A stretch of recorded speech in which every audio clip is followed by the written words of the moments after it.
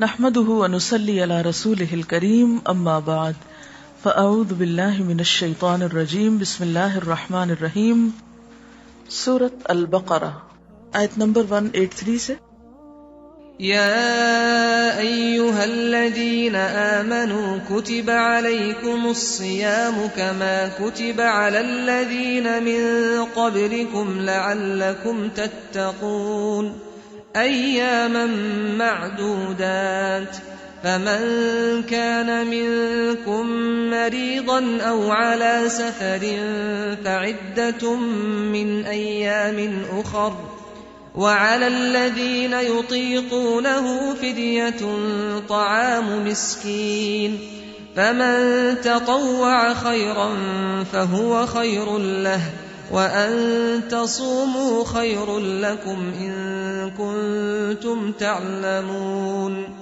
شهر رمضان الذي أنزل فيه القرآن هدى للناس وبينات من الهدى والفرقان فمن شهد منكم الشهر فليصمه ومن كان مريضا أو على سفر فعدة من أيام أخر يريد الله بكم اليسر ولا يريد بكم العسر ولتكملوا العدة ولتكبروا الله على ما هداكم ولعلكم تشكرون. اب دیکھیے کہ رمضان کے روزے تو فرض اس لیے کیے گئے تھے کہ تقوی پیدا ہو، یعنی سال بھر کے لیے تقوی کی غذا حاصل ہو جائے جو آئندہ 11 مہینے عمل کی راہیں آسان کر دے.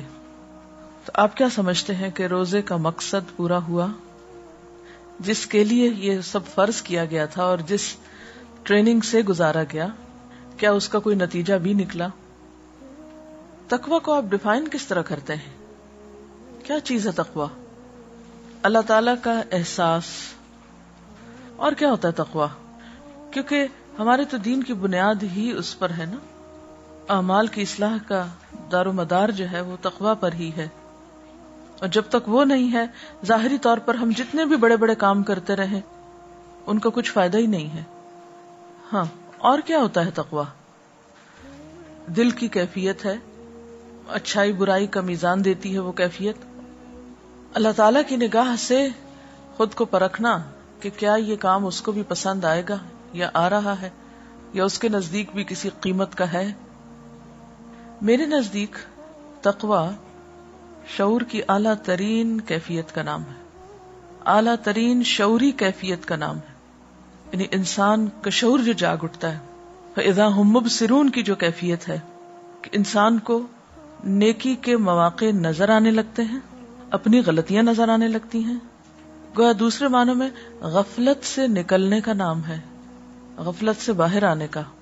ایک زندگی ہوتی ہے نا غفلت میں ڈوبی ہوئی، اچھے برے کی تمیز نہیں، بس جو ہو رہا ہے سو ہو رہا ہے، ٹھیک ہے سب ٹھیک ہی کر رہے ہیں، سب اچھا چل رہا ہے، نہ نیکی کی کوئی خاص امنگ ہے، نہ تڑپ ہے، نہ شوق ہے، اور نہ ہی برائی پر کوئی خاص ندامت ہے. بس ایک ذہول کی کیفیت ہے. ذہول اصل میں عربی کا لفظ ہے. ذہول کی کیفیت ہوتی ہے یعنی غفلت سے ملتی جلتی، بس جیسے ایک نشے کی یا ایک بے خبری کی، لا علمی کی، یعنی لا علمی، بے خبری، جہالت اور ہر ایک سے بے نیاز ہو کر، اپنی آخرت سے بے نیاز، اپنے ذمہ داریوں سے بے نیاز، اپنے فرائض سے بے نیاز. اس کیفیت کا ایک نام ہے. بے حسی بھی اس میں آ جاتی ہے، لیکن صرف بے حسی نہیں ہوتی، یعنی نہ تو اپنے انجام کا کوئی خوف ہے، نہ اپنی غلطیوں کا کوئی احساس ہے، بس جس حال میں ہم مطمئن ہیں. تو تقویٰ دراصل ہمیں اس سے باہر نکالتا ہے، اور رمضان کا مقصد یہ ہے کہ ہم اس سے باہر آئیں، کیونکہ ہمیں گناہوں کے بوجھ ڈھانپے ہوئے ہوتے ہیں. رمضان میں کچھ تھوڑی بہت نیکی کی توفیق ہو جاتی، کچھ دعائیں مانگتا ہے انسان، کو روتا دھوتا ہے اللہ تعالیٰ کے آگے، کچھ راتوں کو جاگتا ہے، کچھ سجدوں میں خشوع آتا ہے. تو وہ ساری کیفیات مل کر انسان کو اس حال سے باہر نکالتی. یہاں بھی آپ دیکھیں، اور قرآن پاک کے کوئی بھی صورت دیکھ لیں، کوئی بھی عمل کی بات دیکھ لیں، اس کے ساتھ ہی تقویٰ لگا ہوا ہے. یعنی تقوی کا تکرار اتنی زیادہ ہے، احکامات میں، اخلاق میں، عبادات میں، ہر چیز میں تقوی مطلوب ہے. اور اللہ تعالیٰ نے روزے اس لیے فرض کیے کہ وہ نعمت ہم کو مل جائے، یعنی تقوی ہمیں نصیب ہو. اور ہمیں اب اینڈ آف رمضان یہ دیکھنا ہے کہ کیا وہ نصیب ہوا یا نہیں. وہ جو ساری بھاگ دوڑ تھی، نماز پڑھنے کی یا روزہ رکھنے کی، قرآن پڑھنے کی، دعائیں پڑھنے کی، یا جاگنے کی، یا جو بھی ہماری جد و جہد تھی، وہ سب ایک چیز کو حاصل کرنے کے لیے تھی، اور وہ تقوی تھی. اور تقوی کیا کہ ہمارے اندر ایک شعور کی، یعنی اللہ تعالیٰ نے انسان کو عقل دے کر پیدا کیا نا، شعور کی اعلیٰ ترین کیفیت پیدا ہو، جس میں انسان نہ صرف یہ کہ جسم کے تقاضے، روح کے تقاضے، عقل کے تقاضے اور اپنے دیگر تقاضے جو ہیں ان کا ادراک کر سکے، اور ان کے اندر ایک توازن پیدا کرے، اور اللہ تعالیٰ کا ایسا قرب اس کو نصیب ہو کہ وہ اپنے اصل مقام پہ آ جائے، جس مقام پہ لقد خلقنا الانسان فی احسن تقویم اور وَلَقَدْ كَرَّمْنَا بنی آدم کے جو عزت افزائی اللہ تعالیٰ نے بخشی، اور اسی کی بنا پر ان اکرمکم عند اللہ اتقاکم، جو اس میں جس لیول پر پہنچے گا پھر اتنا ہی اللہ تعالیٰ کی طرف سے اس کو عزت اور اس کو اللہ کا قرب نصیب ہوگا. تو یوں سمجھے کہ جیسے تقوی ایک آپ کے اندر ایک روشنی پیدا کر دیتا ہے نا، کہ جس میں انسان کو اپنا مقام نظر آنے لگتا ہے، اس کو اپنی منزل یا اپنا انجام نظر آنے لگتا ہے، اپنی غلطیاں نظر آنے لگتی ہے، نہیں وہ ایک اور ہی نگاہ سے خود کو دیکھنا شروع کر دیتا ہے. تو عام حیوانی کیفیت سے انسان کو اٹھاتا ہے یہ تقوی. ٹھیک ہے نا. چلیے اب سب کا لیول تو ایک نہیں ہو سکتا، ہر ایک کا مختلف ہوگا. ہر ایک کو یہ دولت اس کی طلب، تڑپ، کوشش، محنت کے مطابق ملتی ہے، جس نے جتنی بھی جو کی اور جس کی جو اللہ کے ہاں قبول ہو گئی اس کے مطابق نصیب ہوئی. اب اس کیفیت کو مینٹین بھی رکھنا ہے نا آئندہ کے لیے انشاءاللہ تعالی. اب ہمیں کیسے پتا چلے کہ ہمیں تقوی مل گیا ہے یا تقوی کی کسی بھی درجے پر ہم آ گئے ہیں؟ اور کیسے ہمیں پتا چلے کہ جو کچھ ہم نے رمضان میں کوشش کی ہے وہ کچھ قبول بھی ہوئی ہے؟ یعنی آپ اپنے آپ کو کیسے پہچانیں گے کہ آپ کو کچھ نصیب ہوا ہے یا نہیں؟ آپ میزان قائم کیجئے یا ایک ترازو، ایک پلڑے پر خود کو کھڑا کیجئے اس کیفیت میں جو آپ رمضان سے پہلے تھے، اور دوسرے پلڑے پہ کھڑا کیجئے اپنے آپ کو اس کیفیت کے ساتھ جس میں آپ رمضان کے بعد تھے. اگر ان دونوں میں فرق ہے، دوسرا پلڑا بھاری ہے، اور آپ کے اعمال میں، اخلاق میں، عبادات میں، اللہ کے ساتھ تعلق میں اضافہ ہوا ہے، تو الحمدللہ آپ کی کوششیں کامیاب ہوئیں. اور اگر آپ وہیں کھڑے ہیں یا اس سے بھی نیچے چلے گئے ہیں جس کیفیت میں آپ رمضان داخل ہونے سے پہلے تھے، یا کوئی خاص ترقی محسوس نہیں ہوتی، تو پھر الارم ہے، خطرہ ہے. اور یہ چیز آپ اپنے آپ کو سوائے آپ کے اپنے خود کے کوئی بھی نہیں پرکھ کے بتا سکتا. ایک ایک چیز کا جائزہ لیجئے، اپنی عبادات کے حال کو دیکھیے، عبادات میں کس طرح کی بہتری ہوئی. اپنا تجزیہ کرنا نا، آپ کو اپنا جائزہ لینا ہے. عبادات کے اعتبار سے کس چیز میں بہتری ہوئی؟ رمضان کے اندر نہیں، رمضان کے بعد کی بات کر رہی ہوں میں. اب رمضان میں تو ہر چیز بدل جاتی ہے نا. رمضان اور غیر رمضان برابر نہیں، دن رات بدل جاتے ہیں، پوری فضا کی کیفیت بدلتی ہے، جنت بدل جاتی، جہنم کے دروازے بند ہو جاتے ہیں، جنت کے کھل جاتے ہیں، جنت ہر روز سجائی جاتی ہے. دن اور رات میں فرق ہو جاتا ہے، انسان کی کیفیات میں فرق ہو جاتا ہے، انسان کی روٹین میں فرق ہو جاتا ہے، کھانے پینے کے اوقات میں فرق ہو جاتا ہے. ہر چیز اپنے مقام سے ہل جاتی ہے. وہ تو تبدیلیوں کا مہینہ ہے ہی. کچھ تبدیلیاں تو آپ خود کرتے ہیں، لیکن کچھ بائی فورس آپ سے کرائی جاتی ہیں. اب جتنی نمازیں رمضان میں تراویحوں کی برکت سے ان میں اضافہ ہوا، یا قیام اللیل کی برکت سے جو کچھ نصیب ہوا، وہ اس کے بعد تو اس طرح نہیں ہو سکتا نا، جتنی بھی کوشش کریں. کہاں ہم اتنے حافظ ہیں قرآن کے کہ اتنی ہی دیر کھڑے ہو کر کچھ قرآن سن سکے. وہ تو اللہ نے موقع دیا اور ایک کام کر لیا، اور اب وہ چیز تو نہیں ہو سکتی. جو رمضان کے اندر تھا اس کو مت کمپیئر کیجئے. رمضان تو ایک برج ہے، اس سے پہلے اور اس کے بعد کو کمپیئر کیجئے، ان دو کو کمپیئر کیجئے. عبادات میں کس اعتبار سے فرق آیا، یعنی رمضان کے بعد کیا فرق ہے. نماز کی چاہے کیفیت ہو، یا نماز کے اوقات ہوں، یا تہجد ہو، یا کوئی نئی دعا آپ نے سیکھی ہو، اس کے پڑھنے کی کوئی پابندی ہو رہی ہو، یا پھر بعد میں کچھ روزے رکھنے کی کوشش ہو رہی ہو، انہیں عبادات میں آ جاتا ہے نا، نماز، روزہ، حج، زکوٰۃ یا احسان کے جو طریقے آپ نے شروع کیے رمضان کے اندر یا کام کیے، کیا رمضان کے ساتھ ہی سارے دروازے بند تو نہیں کر دیے کہ اب اگلے رمضان میں جا کے کریں گے؟ سال بھر کے لیے چھٹی، سب کچھ کر چکے ہیں، کیا وہ سلسلہ جاری ہے؟ عبادات کے بعد پھر معاملات کا، کیونکہ روزے میں تو انسان کو مسلسل ایک احساس رہتا ہے میں روزے سے ہوں، مجھے غیبت نہیں کرنی، مجھے جھوٹ نہیں بولنا، مجھے کسی کو دھوکہ نہیں دینا، وغیرہ وغیرہ، جو بھی معاملات کو خراب کرنے والی چیزیں ہیں ان سے جو پرہیز انسان کرتا ہے، یا اسی طرح غصہ، صبر و برداشت، ان سب چیزوں کے بارے میں انسان کانشیس ہوتا ہے نا. تو کیا ابھی بھی ہم اسی طرح کانشیس ہیں جس طرح روزے کی حالت میں ہوتے تھے؟ کیونکہ مومن تو ساری زندگی روزے سے ہوتا ہے، یعنی اس کا روزہ رمضان میں ختم نہیں ہو جاتا. کچھ منکرات ایسی ہیں، برائیاں ایسی ہیں کہ جن سے انسان روزے کے بعد بھی روزے سے رہتا ہے، اس کا جائزہ لیجئے. پھر اسی طرح اپنے احساسات، اپنے جو جذبات ہیں جو اللہ تعالیٰ کے لیے اور نیکی کے کاموں کے لیے، خیر اور بھلائی میں آگے بڑھنے کے لیے، ان کا کیا عالم ہے. ان ساری کیفیات کو رمضان سے پہلے اور بعد کی حالت کو کمپیئر کر لیجئے، اور یہ سارا بہتر طور پر آپ خود کر پائیں گے انشاءاللہ. ایک اور چیز جس پر آج میں بات کرنا چاہتی ہوں وہ یہ کہ رمضان کے اس روٹین میں، اور خصوصاً آخری عشرہ اور آخری عشرے کی بھی آخری راتیں، بالکل پیک پہ انسان پہنچ جاتا ہے نا روحانیت کے، اس سے اگلے دن عید ہوتی ہے. ٹھیک ہے رمضان کے جانے کا غم ہے، دکھ ہے، تکلیف ہے، لیکن اللہ تعالیٰ نے عید رکھ دی، اب خوش ہو. اب بہت سے لوگ خوشی نہیں ہو پاتے، یا پھر خوش ہوتے ہیں تو وہ سب کچھ پچھلا اڑ کے چلا جاتا ہے، کہیں اور ہاتھ سے چھوٹ جاتا ہے. ایسے میں کیا کرنا ہے، کہاں آ کے رکنا ہے، اپنے اندر کس طرح توازن پیدا کرنا ہے کہ خوشی کے موقع پر خوش بھی ہوں اور ساتھ تقویٰ بھی پکڑے رکھیں، وہ بھی نہ چلا جائے، اور پھر خوشی میں اتنی دور تک نہ چلے جائیں کہ باقی سب کچھ بھول جائے. تو جب تک یہ توازن نہیں آتا اس وقت تک کامیابی نہیں ہو سکتی. 4 چیزوں میں توازن بے حد ضروری ہے. رمضان کی آیتیں ہی نکالی ہے، انہی کے حوالے سے تھوڑی سی بات کروں گی. یہاں آپ دیکھیے پہلی آیت میں تو روزے کی فرضیت کی بات ہے اور مقصد بتایا گیا، لعلکم تتقون.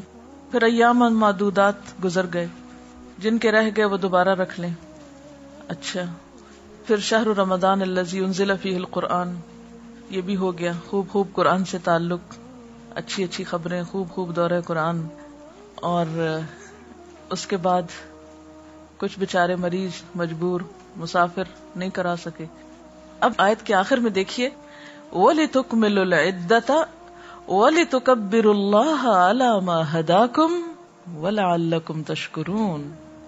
یہ ہے عید کا پیغام، یہ ہے عید کے بارے میں.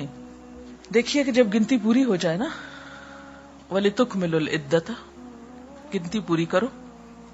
وَلِتُكَبِّرُوا اللَّهَ، عید کے دن صبح صبح تکبیریں پڑھو. عَلَى مَا هَدَاكُمْ، رمضان میں جو ہدایت ملی، قرآن کی نعمت ملی، یعنی ہر بشر پر کسی نہ کسی طرح کچھ نہ کچھ اس رمضان کی برکت سے اثر ضرور ہوتا ہے. کسی پہ زیادہ، کسی پہ کم، لیکن ہر ایک کو کچھ نہ کچھ حصہ مل جاتا ہے.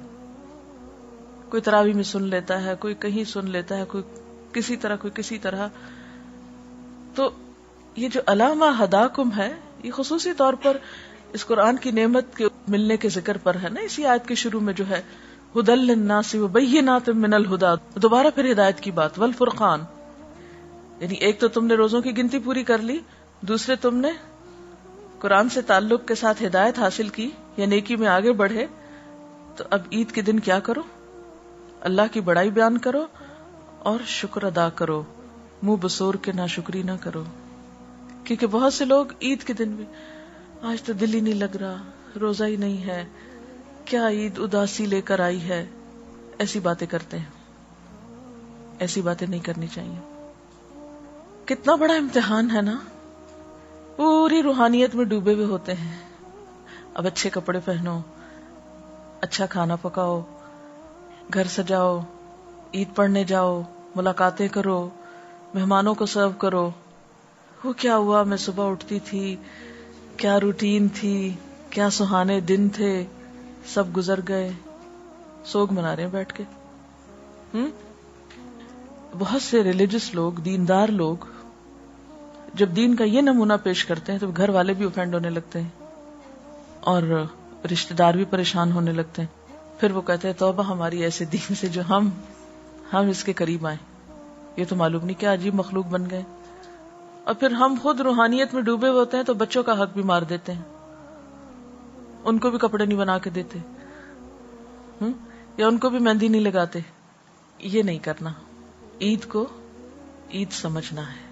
اگر آپ دیکھیں کہ اسلام میں خوشی منانے کا جو تصور ہے وہ کیا ہے، مومن کے لیے کوئی غم ایسا غم نہیں دنیا کا کہ جس میں وہ ڈوب کر باقی اللہ کے فرائض بھول جائے. کوئی خوشی ایسی خوشی نہیں کہ جس میں وہ اپنے رب کو بھول جائے، جس میں اپنی ذمہ داریوں کو بھول جائے. ہماری عید بھی رب کی رضا کے تابع ہے نا. وہ کہتا ہے اب خوش ہو جاؤ، تکبیریں پڑھو، شکر ادا کرو، کھاؤ پیو، روزہ رکھنا آج منع ہے. یعنی عید کا دن وہ دن ہے کہ جس میں روزہ رکھنا بائی آرڈر منع ہے. نہیں رکھ سکتے روزہ، ورنہ میرے خیال ہے ہم میں سے آدھے لوگ تو ضرور ہی رکھ لیتے کہ نہیں چھوڑ سکتے، آج اتنی عادت پڑی ہوئی ہے. وہ یعنی اللہ کا ڈر ضروری ہے سب کچھ، لیکن نبی صلی اللہ علیہ وسلم کا اسوہ حسنہ اب آپ دیکھیے. باقاعدہ عید منانا کب شروع ہوئی؟ مدینہ میں. ٹھیک ہے نا. مدینہ کے حالات کیسے تھے؟ 10 سال مدنی زندگی کے کیسے گزرے آپ صلی اللہ علیہ وسلم پر؟ کوئی سال ہے جس میں جنگ نہ ہوئی ہو؟ اگر ہم یہ کہیں یا ہمارے خطیب حضرات یہ کہیں کہ دیکھو امت مسلمہ پر کیا گزر رہی ہے، فلسطین پہ کیا گزر رہی، کشمیر پہ کیا گزر رہی، اور تم عید منا رہے ہو بیٹھ کے، کیا حق پہنچتا ہے تم کو عید منانے کا؟ تو کیا جواب دیں گے؟ آپ کہیں گے ہاں واقعی کوئی حق نہیں ہم کو پہنچتا. نبی صلی اللہ علیہ وسلم نے مدینہ میں ہر سال عید سیلیبریٹ کی، حالانکہ مسلمان تکلیف دہ ترین حالات سے گزرتے تھے. اصل میں یہ جو اطاعت کا کانسیپٹ ہے نا، سر تسلیم خم کر دینے کا، اللہ تعالیٰ آپ کا حکم ہے اس وقت میں خوش ہوں، اچھے کپڑے پہنوں، میں خوش ہوں. اپنی مرضی کے خلاف جانا ہے نا، یہی تو اطاعت ہے. راتوں کو رو رہے ہیں، قیام اللیل میں رو رہے ہیں، دعائیں مانگ رہے ہیں، سجدوں میں پڑے ہوئے ہیں، اور اگلی سویرے اٹھ کے ہنسو مسکراؤ. یہ کیا بات ہوئی؟ کتنا مشکل ہے. یہی تو اسلام ہے. اذ قال له ربه اسلم قال اسلمت لرب العالمین. آپ اس کیفیت سے اس میں لاتے ہیں میں آ رہا ہوں. یہی تو نفس کا امتحان ہے. آپ کو پتا ہے کہ جو کام بھی انسان زیادہ کرنے لگتے ہیں اس میں نفس کو لذت آنے لگتی. آپ کوئی بھی کام جب شروع کرتے ہیں، مثلا قرآن پڑھنا شروع کرتے ہیں، آپ کو مشکل لگتا ہے، جو پڑھنے لگتے آپ کو مزہ آنے لگتا ہے، پھر آسان ہونے لگتا ہے، پھر وہ نفس کے لیے راحت بن جاتی ہے، پھر انسان بڑا خوش ہونے لگتا ہے اس میں. اب ساتھ ہی کیا حکم آ جاتا ہے؟ بس کافی، اعتدال، حد ختم، رک جاؤ. اب انسان کا دل کہتا ہے نہیں میرا نفس تو اسی سے چمٹا ہوا ہے، نفس کی عبادت تو نہیں کرنی، نفس کی بندگی تو نہیں، اللہ کی بندگی. اب کسی اور چیز کا تقاضا دوسری طرف بلا رہا ہے. ہمارے بڑا مشکل ہے بھائی. تو اگر نبی صلی اللہ علیہ وسلم کے حالات آپ دیکھیں تو جتنی تکلیفیں آپ پر گزری ہیں کسی انسان پر نہیں گزری. لیکن کسی ایک عید کے دن کو بھی یوم سوگ ڈکلیئر نہیں کیا گیا. آپ دیکھیں جنگ خندق کے موقع پر، جبکہ اتنا خوف تھا مدینہ میں کہ لوگوں کو رفع حاجت کے لیے باہر جانے میں مشکل ہو رہی تھی. غزوہ احزاب کہ ہنالک ابتلی المؤمنون وزلزلوا زلزالا شدیدا اذ بلغت القلوب الحناجر وتظنون باللہ الظنونا. سخت ترین آزمائش تھی اس موقع پر، اور سب اہل مدینہ کی. یعنی باقی جنگوں میں تو جو جاتے تھے میدان جنگ میں ان کی آزمائش تھی نا، تو غزوہ احزاب میں تو مرد، عورتیں، بچے، بوڑھے، جوان، جو کوئی مدینہ کے اندر تھا سب پر شدید امتحان تھا، کیونکہ سب ان فوجوں کی زد میں تھے نا. کسی وقت کوئی تیر اندازی شروع کر دے. وہ تو اللہ کا ایک خاص کرم ہوا کہ جنگ نہیں ہوئی، ورنہ سخت ترین موقع تھا مدینہ پر اس وقت. اور اس وقت آپ کو معلوم ہے کہ ایک نہیں 2 پتھر آپ صلی اللہ علیہ وسلم کے پیٹ پہ بندھے ہوئے تھے، اور جب خندق کھودتے وقت وہ پتھر نہیں توڑ پائے صحابہ کرام. تو آپ نے جب اس کو توڑنا چاہا تو آپ کو معلوم ہے اس موقع پر آپ نے اتنے سخت تکلیف کے موقع پر کیا فرمایا تھا؟ خوشخبریاں دی تھیں، پیشن گوئیاں کی تھیں، روم اور ایران کے فتح ہونے کی خوشخبری کہ میرے سامنے دنیا لپیٹ کر رکھ دی گئی، جہاں جہاں میری امت پہنچے گی خوشخبری ہے تمہارے لیے. صلح حدیبیہ، انا فتحنا لک فتحا مبینا، کہاں اتنا شدید قسم کا جذباتی دھچکا، واپس جاؤ، کوئی عمرہ نہیں. اور واپسی پہ سورت نازل ہو رہی، انا فتحنا لک فتحا مبینا لیغفر اللہ لک ما تقدم من ذنبک وما تأخر. اور پھر کتنی ساری نعمتوں کا ذکر آگے، سب جذباتی طور پر چور ہو چکے ہیں، وہاں خوشخبریاں سنائی جا رہی ہیں. یہ ہے ہمارا دین، یہ ہے اس کی ٹریننگ، یہ ہے اصل تربیت کہ ایک چیز کو لے کے بیٹھ نہیں جانا. آپ دیکھیں کہ آپ صلی اللہ علیہ وسلم سے بڑھ کر قیام اللیل کسی کا ہوتا تھا؟ آپ سے طویل نماز کسی کی ہوتی تھی؟ آپ سے زیادہ طویل سجدے کسی کے ہوتے تھے؟ طویل رکوع کسی کے ہوتے تھے؟ نہیں. اور آپ کا اپنی ازواج مطہرات کے ساتھ کیا تعلق تھا؟ کیا کسی ایک کا حق بھی کبھی مارا تھا آپ نے؟ جب قرآن میں آیا کہ جس کو چاہو اپنے پاس رکھو، جس کو چاہو تم الگ کر دو، جس کے ساتھ جیسے چاہو سلوک کرو، تم پہ کوئی مواخذہ نہیں، نہیں عدل کرتے، نہ کرو، کوئی پوچھ نہیں. لیکن اس کے باوجود آپ کا معاملہ کیا تھا اپنی ازواج کے ساتھ؟ آپ گھر میں کیسے ہوتے تھے؟ حضرت عائشہ کیا بیان فرماتی ہیں؟ آپ گھر میں ہوتے تھے، اب بالکل ایک عام انسان کی طرح گھر کے اندر ہنسی مذاق کر رہے ہوتے تھے، گھر کے کام کاج میں حصہ لے رہے ہوتے تھے، اور ادھر اذان ہوئی، ادھر آپ اجنبی ہو گئے. کتنا مشکل ہے کہ عین دنیا کے اندر ہوتے ہوئے اللہ تعالیٰ نے بلایا تو چل دیے. سوئچ اوور ہونے میں کتنی دیر لگی، ایک سے دوسری کیفیت میں جانے کو کتنی دیر لگی. یہ ہوتا ہے مومن. جمعہ کی نماز، جمعہ کی اذان آئے، سب چھوڑ دو، فسعوا الی ذکر اللہ وذروا البیع، آگئے مسجد. فاذا قضیت الصلاۃ، خطبہ سنا، بڑا روحانی تسکین ہوئی، سب ہوا. اب کیا ہے؟ فاذا قضیت الصلاۃ فانتشروا فی الارض، جاؤ کاروبار کرو، پورے دن کی چھٹی کوئی نہیں، جاؤ کماؤ، اپنے کام کرو. یہ ہے ہمارا دین. تو جب تک ہم اعتدال نہیں سیکھیں گے کس کس چیز میں، جسم کے تقاضے، روح کے تقاضے، عقل کے تقاضے، جذبات کے تقاضے، ان چار چیزوں میں جب تک اعتدال نہیں ہوگا، نہ یہ زندگی کامیاب ہو سکتی ہے اور نہ اگلی. کامیاب ہونا ہے تو ان چار چیزوں کے تقاضوں میں بیلنس قائم کرنا ہے. پہلی چیز ہے جسم کے تقاضے. اب مزید آپ خود بھی غور کر سکتے ہیں، میں ہلکی ہلکی آپ کو راہ دکھاتی ہوں سوچنے کی، پھر آپ مزید خود سوچتے رہیے. جسم کے تقاضے، نہ تو اپنے آپ کو اتنا بھوکا رکھیں کہ آپ کی کمر ٹوٹ جائے، اٹھ کے بیٹھنا محال ہو، رنگ پیلا ہو جائے اور اتنے لاغر نظر آئیں، نہ سوئیں، نہ کھائیں، نہ پیئیں کہ آپ کسی کام کے لائق نہ رہیں. یہ نہیں ہمارا دین سکھاتا ہمیں. اتنا کھاؤ، اتنا آرام کرو کہ جس سے تم ایک طاقتور انسان ہو کر کام کر سکو. اسی طرح عقل کے تقاضے یا عقل کی ضروریات، عقل کی ڈیمانڈ، کہ انسان اپنی عقل کو، انٹلیکٹ کو مسلسل جلا بخشے. جسم کی طاقت کے لیے انسان کھاتا پیتا ہے، عقل کی رعایت کا مطلب یہاں وہ رعایت نہیں جو اردو کا، جیسے راعی ہوتا ہے نا، ایسے رعایت یعنی اس کی نگرانی اور نگہبانی اور اس کی دیکھ بھال یا اس کی ترقی. اس کے لیے کیا کرو؟ علم کا حصول، ریڈنگ، علمی مجالس میں بیٹھنا، علماء کے پاس بیٹھنا، یہ عقل کو جلا بخشتا ہے. اب ظاہر اس وقت اگر آپ گھر بیٹھے ہوتے تو آپ کی عقل اس طرح کام نہ کر رہی ہوتی جس طرح اس وقت کر رہی ہے. علم کی مجلس میں بیٹھے نا، اس لیے عقل کام کر رہی ہے، یہ عقل کی رعایت ہو رہی ہے. جسم کے تقاضے پورے کر کے آئے، سو کے آئے، کھا پی کے آئے. مجھے نہیں معلوم سب نے ناشتہ کیا یا نہیں، لیکن بہرحال میرا حسن ظن یہی ہے، اور اگر نہیں کیا تو غلط کیا، کر کے آنا چاہیے تھا. جسم کے تقاضے پورے کر کے آنے چاہیے تھے تاکہ آپ کا شوگر لیول اتنا ڈاؤن نہ ہو کہ جو بات ہو رہی وہ سمجھ ہی نہ آ رہی کیونکہ ناشتہ جو نہیں کیا. یہ نہیں ہونا چاہیے. جسم کے تقاضے اگر آپ نے پورے کیے تو ہی آپ عقل کے تقاضے یا عقل کی ضرورت پوری کر سکتے ہیں.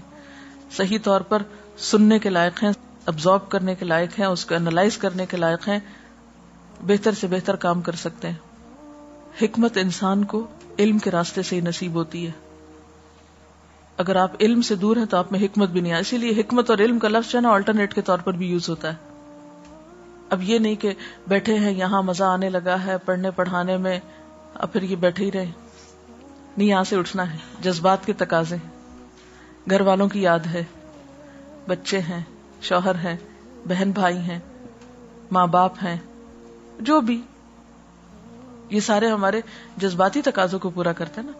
اب اگر کوئی کہے کہ نہیں نہیں مجھے تو کوئی ضرورت نہیں ہے کسی کی بھی، تو وہ اس کی شخصیت ادھوری رہ جائے گی اگر انسان اپنے جذبات کے تقاضے پورے نہیں کرتا۔ لیکن اب اگر آپ بیوی بچوں میں گئے ہیں تو یہ نہیں کہ انہی میں گم ہو کر رہ جائے۔ اب دیکھیں انسان کی جذبات کی تسکین کہاں کہاں سے ہوتی ہے، جس میں خون کے رشتے بھی ہیں، جس میں دوست بھی ہیں، جس میں یعنی بہت سی چیزیں انسان کے جذبات کو سیٹسفائی کرنے کے لیے ہوتی ہیں نا، لیکن ان سب کے اندر پھر ایک اعتدال۔ اب روح رہ گئی، رات ہو گئی، سو لیے، پھر اٹھ جائیں پچھلے پیر، کھڑے ہوں اللہ کے حضور، پڑھیں کم از کم 2 رکعتیں، لمبی رکعت پڑھیں، لمبا قیام کریں، جتنا زیادہ لمبا ہو سکے، اور اگر ہو سکے تو جتنا لمبا قیام کیا اس سے نصف رکوع کریں، طویل رکوع کریں، اتنا ہی سجدہ کریں، پھر اتنا ہی سجدہ کریں، پھر آپ دیکھیں کیسی روحانیت نصیب ہوتی ہے آپ کو۔ پھر اٹھیں، کھائیں پیئیں، پھر عقل کے تقاضے پورے کریں، پھر جذبات کے کریں، پھر روح کے کریں۔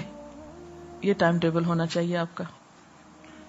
اور اگر کسی ایک چیز کو بھی اگنور کریں گے تو آپ کی شخصیت امبیلنس ہو جائے گی، غیر معتدل ہو جائے گی، جس سے آپ ایک کامیاب انسان نہیں کہلا سکتے۔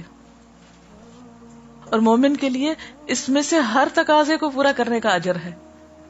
آپ کا کھانا پینا بھی عبادت ہے، آپ کا علم حاصل کرنا بھی عبادت ہے، آپ کا خدمت خلق کرنا بھی عبادت ہے، آپ کا اپنے رشتہ داروں کے حقوق نبھانا بھی عبادت ہے، آپ کا پھر اللہ کے حضور گڑ گڑانا بھی عبادت ہے۔ یہ سب کچھ عبادت ہے۔ اسی کا نام جد و جہد ہے، اسی توازن کو پکڑتے رہنے کا نام جد و جہد ہے، یہی جہاد ہے اصل۔ نبی صلی اللہ علیہ وسلم کی شخصیت کیوں جامع، کیوں نمبر 1 ہے، اسی وجہ سے ہے۔ یہ سارے پہلو ہیں نا آپ کے اندر، یہی تو آپ کا اسوہ حسنہ ہے، یہی تو ایک خوبصورت پہلو ہے۔ اور اس سے ہٹیں گے تو دین بدنما کر دیں گے۔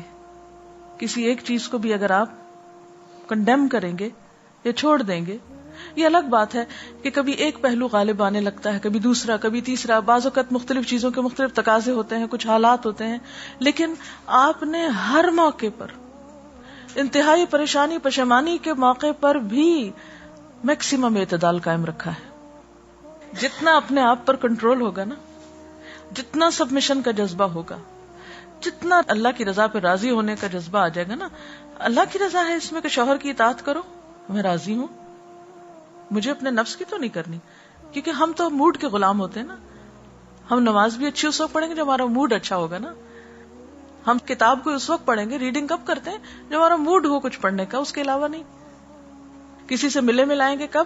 جب ہمارا موڈ ہوگا، ابھی دل نہیں چاہ رہا، نہیں، موڈ کی غلامی نہیں، معبود تو ایک ہی اللہ ہے وہ، اور اسی نے یہ ساری حیثیتیں ہماری رکھی ہیں۔ اور یہ تقوی ہی پیدا کرتا ہے، تقوی اس میں بیلنس کر دے گا نا، کیونکہ آپ نے دیکھا ہوگا طلاق کے مسائل میں تقوی، عبادات میں تقوی، کھانے پینے میں تقوی، ہر چیز میں، ہر ایک پہلو میں، کیونکہ جب اللہ کا خوف غالب آئے گا نا، وہ شعور کی اعلیٰ ترین کیفیت جو انسان کو فوراً بتائے گی کہ نہیں یہ درست نہیں ہے، بس یہ حد اتنی ہے، یہ اتنی ہے، اتنی بس، اس سے آگے نہیں۔